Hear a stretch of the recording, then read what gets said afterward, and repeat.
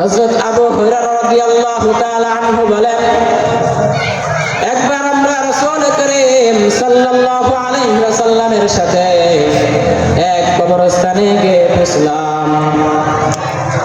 তিনি ওই কবরের সামনে দাঁড়িয়ে দাঁড়িয়ে বললেন, যেই কবর এমন কোনদিন নাই যেদিন বলে, হে আদম সন্তান, তুমি আমাকে ভুলে গিয়েছো, আমি সংকীর্ণতার ঘর, আমি এক অপরিচিত ভয়ঙ্কর ঘর, আমি পোকামাকড়ের ঘর। কবর বলে আমি সংকীর্ণতার ঘর, আমি ভয়ঙ্কর অপরিচিত ঘর, আমি পোকামাকড়ের ঘর। তবে ওই ব্যক্তির জন্য নয় যার জন্য আল্লাহ তাআলা আমাকে প্রশস্ত করে দিয়েছে। তাহলে মানুষ কোন জ্ঞানের দ্বারাই, গুণের দ্বারাই, অর্থ সম্পদের দ্বারা, টাকা পয়সার দ্বারাই মৃত্যু থেকে রেহাই পাবে না, মৃত্যু থেকে বাঁচবে না।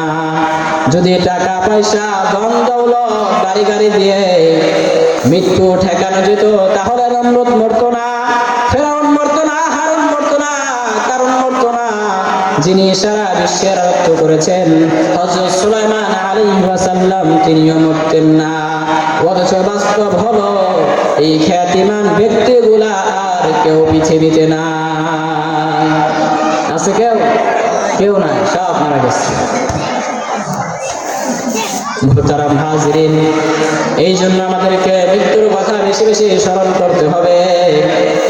মৃত্যুর যন্ত্রণা আসবে, আল্লাহ তাআলা বলেন, ওয়াজাআত সাকরাতুল মাউতি বিল হক যালিকা মা কুনতা মিনহু তাহিদ।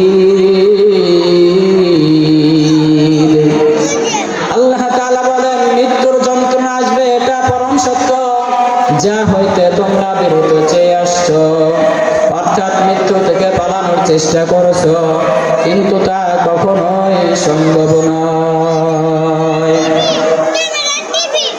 রাসূল সাল্লাল্লাহু আলাইহি ওয়াসাল্লাম সাহাবাদেরকে বললেন, তোমরা বনি ইসরাঈলের ঘটনা বর্ণনা করো, এতে কোনো ক্ষতি নাই। তারপর তিনি একটি ঘটনা বলতে শুরু করলেন। নবীজি সাল্লাল্লাহু আলাইহি ওয়াসাল্লাম বলেন, একবার কিছু সংখ্যক লোক এক কবরস্থানে গিয়ে বসলেন হাঁটতে হাঁটতে। তারা মনে মনে নিয়ত করলো এবং একে অপরকে বলতে শুরু করলো, এসো আমরা নামাজ পড়ি এবং আল্লাহ তাআলার কাছে দোয়া করি যেন আল্লাহ তাআলা মৃত্যু সম্পর্কে আমাদেরকে, এই কবর থেকে একটি ব্যক্তিকে জীবিত করে দেন, যেন সে আমাদেরকে মৃত্যু সম্পর্কে কিছু বলে। এরপর তারা নামাজ পড়ে দোয়া করলো। ইতিমধ্যে আল্লাহ তাআলা ওই কবর থেকে একটি মৃত ব্যক্তিকে জীবিত করে দিলেন। মৃত ব্যক্তি বলে উঠল, হে লোকেরা, তোমরা কি চাও? 90 বছর পূর্বে আমার মৃত্যু হয়েছে, এখনো মৃত্যুর যন্ত্রণা আমি অনুভব করি, এখনো আমার থেকে মৃত্যুর যন্ত্রণা দূর হয় নাই। তার কপালে সেজদার দাগও ছিল। 90 বছর পূর্বে মৃত্যু হয়েছে, এরপরে তার মৃত্যুর কষ্ট এখন অনুভব হয়। মৃত্যুর কষ্ট তার এখন অনুভব হয়। তার কপালে কিন্তু সেজদার দাগও ছিল। অবশ্য আমরা নামাজ পড়ি না। শুক্রবার, অনেকেও শুক্রবারও নামাজ পড়ে না, সারা বছর একত্র নামাজ পড়ে না। আমার ছেলেটা নামাজ পড়ে না, আমার অন্য রুমে ঘুমায়, আমার নাফরমান বান্দা, অথচ আমি বাবা হয়ে কিছুই বলি না। এটা কাদের দোষ? আমাদের দোষ। আমাদের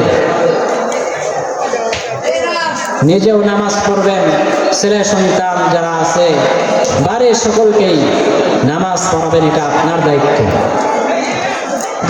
মুহতারাম হাজির, অন্য আলোচনায় যাব না।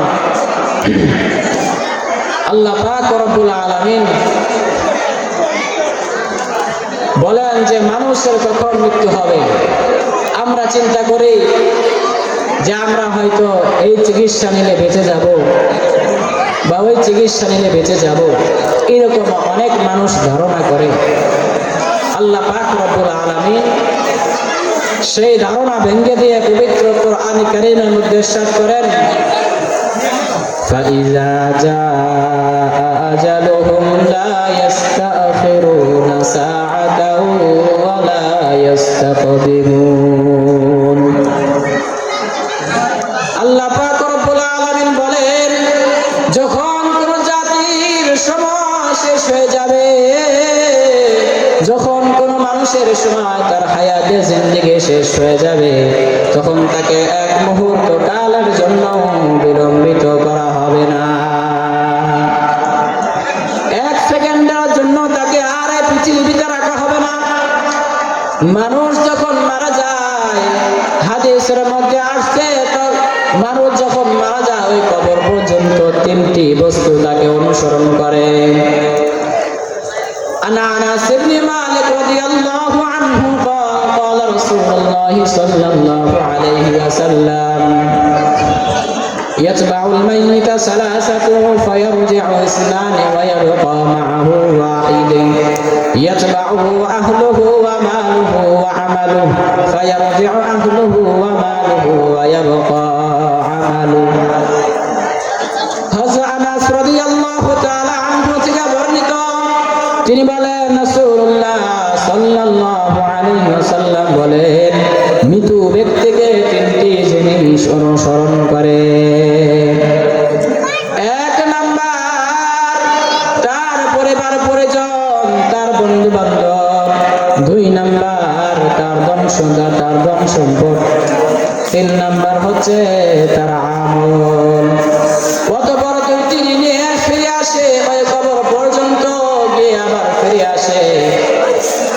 ফিরে আসে হলো তার বন্ধু বান্ধব, আত্মীয় স্বজন, যারা পাড়া প্রতিবেশী আছেন তারা ফিরে আসে, নাকি কবর পর্যন্ত যায়? কবরের মধ্যে যাই কেউ? আমরা কি কেউ কবরের মধ্যে যাই? কেউ যাই না। তাহলে যারা বন্ধু বান্ধব, আত্মীয় স্বজন, তারা ওই কবর পর্যন্ত নিয়ে দাফন করে আবার চলে আসে। এরপরে হচ্ছে তার ধন সম্পদ। যে ধন সম্পদের জন্য আমি ঠিক মতো নামাজ পড়তে পারি নাই, আল্লাহ তাআলার হুকুম মানতে পারি নাই, হালাল না বেহালাল পথে, হারাম পথে কামাই রোজগার করেছি, যে ধন সম্পদের জন্য ওই ধন সম্পদ আমার কবরের ভিতরে যাবে না, কবর পর্যন্ত যে আবার চলে আসবে, শুধুমাত্র তার সাথে যাবেন হচ্ছে তার আমল, তার কৃতকর্ম। তার সাথে শুধু তার আমল যাবে, এছাড়া কিছুই যাবে না। নবীজি আরো বলেন হাদিসের মধ্যে, ইন্নাল কবর রাউদাতুম মিন রিয়াজিল জান্নাহ আও হুফরাতিন মিন হুফারিন নার। নবীজি বলেন, নিশ্চয় এই কবর কারো জন্য হবে জান্নাতের বাগান সমূহের মধ্যে একটি বাগান, আবার কারো জন্য হবে জাহান্নামের একটি গর্ত থেকে একটি গর্ত। আমি যদি আল্লাহ তাআলার হুকুম মেনে ঈমান নিয়ে ওই কবরে যেতে পারি, তাহলে আমার জন্য ওই কবর হবে জান্নাতের একটি বাগান। আমি যদি গুনাহগার হয়ে কবরে যাই, তাহলে ওই কবরই হবে আমার জন্য জাহান্নামের একটি গর্ত হতে একটি গর্ত। মুহতারাম হাজিরিন, নবীজি আরো বলেন, আন আবি হুরায়রা রাদিয়াল্লাহু আনহু قال قال رسول الله صلى الله عليه وسلم اكثروا ذكر هازم اللذات الموت। তোমরা মৃত্যুকে অধিক পরিমাণে স্মরণ করো, কেননা মৃত্যু দুনিয়ার স্বাদকে ধ্বংস করিয়া দেয়। এই মৃত্যু দুনিয়ার শান্তি, সুখ সব কিছু ধ্বংস করে দেয়। এই জন্য বেশি বেশি আমাদেরকে মৃত্যুর কথা স্মরণ করতে হবে। আমরা যদি বেশি বেশি মৃত্যুর কথা স্মরণ করি, তাহলে আমাদের মধ্যে আল্লাহ তাআলার তাকওয়া, আল্লাহ তাআলার ভয় অন্তরের মধ্যে সৃষ্টি হবে। পড়তে, নামাজ পড়তে, আল্লাহ তাআলার হুকুম মেনে চলতে খুব ভালো লাগবে। মুহতারাম হাজিরিন, আল্লাহ পাক রব্বুল আলামিন যারা দুনিয়াতে ভালো কাজ করেছেন তাদের আত্মাকে তাদেরকে ডাক দিবেন, তাদেরকে ডাক দিয়ে জান্নাতের সুসংবাদ শোনাবেন। আল্লাহ পাক রব্বুল আলামিন বলেন, ইয়া আইয়াতুহান নাফসুল মুতমাইন্নাহ ইরজিই ইলা রাব্বিকি রাদিয়াতান মারদিয়া। হে প্রশান্ত হৃদয়, ইয়া আইয়াতুহান নাফসুল মুতমাইন্নাহ, হে প্রশান্ত হৃদয়, ইরজিই ইলা রাব্বিকি রাদিয়াতান মারদিয়া, তুমি তোমার রবের নিকট ফিরে যাও। ফাদখুলি ফি ইবাদি ওয়াদখুলি জান্নাতি, এবং আমার বান্দাদের অন্তর্ভুক্ত হয়ে যাও এবং আমার জান্নাতে প্রবেশ করো। শুধু তাই নয়, ফেরেশতারা ওই বান্দার নিকট হাজির হয়ে তারাও সান্ত্বনার বাণী শোনাবে। ইন্নাল্লাযীনা ক্বালু রাব্বুনাল্লাহ সুম্মা ইসতাকামু তাতানাজ্জালু আলাইহিমুল মালাইকাতু আল্লা তাখাফু ওয়া লা তাহজানু ওয়া আবশিরু বিল জান্নাতিল্লাতী কুনতুম তুআদুন। আল্লাহ তাআলা বলেন, ইন্নাল্লাযীনা ক্বালু রাব্বুনাল্লাহ, নিশ্চয় যারা বলে আমার রব আল্লাহ, নিশ্চয় যারা বলে আমার রব আল্লাহ এবং এই কথার উপর অটল থাকে, তাতানাজ্জালু আলাইহিমুল মালাইকা, ফেরেশতারা ওই বান্দার নিকট হাজির হয়ে তারা তাকে সান্ত্বনার বাণী শোনায়। আল্লাহ তাখাফু, তোমরা ভয় করো না, ওয়ালা তাখাফু, এবং চিন্তা করো না, ওয়া আবশিরু বিল জান্নাতিল্লাতী কুনতুম তুআদুন, আমি আল্লাহ তাআলা তোমাদেরকে যে জান্নাত দেওয়ার প্রতিশ্রুতি দিয়েছিলাম তার সুসংবাদ শোনো। এইভাবে আল্লাহ তাআলা ভালো লোকদেরকে, নেককার বান্দাদেরকে জান্নাতের বাণী শোনাবেন। মুহতারাম হাজিরিন, নবীজি সাল্লাল্লাহু আলাইহি ওয়াসাল্লাম বলেন, যারা দুনিয়া নিয়ে ব্যস্ত, যারা দুনিয়াদার, আমি তাদেরকে কুকুরের সাথে তুলনা করলাম। কেন কুকুরের সাথে তুলনা করেছেন? ছোট্ট একটি উদাহরণ বলি। কুকুর যখন কোনো মরা পশু পায় তখন সে একাই খেতে চায়, অন্য কুকুর আসলে ঘেউ ঘেউ করে, কিন্তু যখন একটি কাক কোনো মরা পশু পায় তখন কা কা করে তার জাতি ভাইদেরকেও নিয়ে আসে, আর কুকুর যা পায় সব ভাই খেতে চায়। এই জন্য দুনিয়াদারকে কুকুরের সাথে তুলনা করেছে। দুনিয়াদাররা শুধু আমার আমার বলে, অথচ আমার আমার বলতে কিছুই নাই। আপনি যত বড় কোটিপতি হোক না কেন, আপনি যখন মারা যাবেন আপনার সন্তানরা আপনার হাতের ঘড়িটা খুলে রাখবেন, আপনার পকেটের মোবাইলটাও নিয়ে যাবে, শরীরের মধ্যে যা থাকবে সব কিছু খুলে রাখবে, শুধুমাত্র 3 টুকরা কাপড় দিয়ে, সাদা কাপড় দিয়ে ওই অন্ধকার কবরে রেখে আসবে। অতএব আমার বলে কোনো লাভ নাই। মানুষ যখন মারা যায় তখন আমরা অল্প কিছু সময় কান্নাকাটি করে শেষ করে দেই, অথচ মালাকুল মাউত বলে, হে দুনিয়ার মানুষ, তোমরা কাঁদছো কেন? এই মৃত ব্যক্তির জন্য কাঁদছো কেন? আমি তো তার হায়াত শেষ করিনি, আমি তো তার রিজিক শেষ করিনি, সে নিজেই সব শেষ করেছে। আমি তো আবার এই ঘরে আসবো, যতদিন পর্যন্ত এই ঘরে সম্পূর্ণরূপে উজাড় না হবে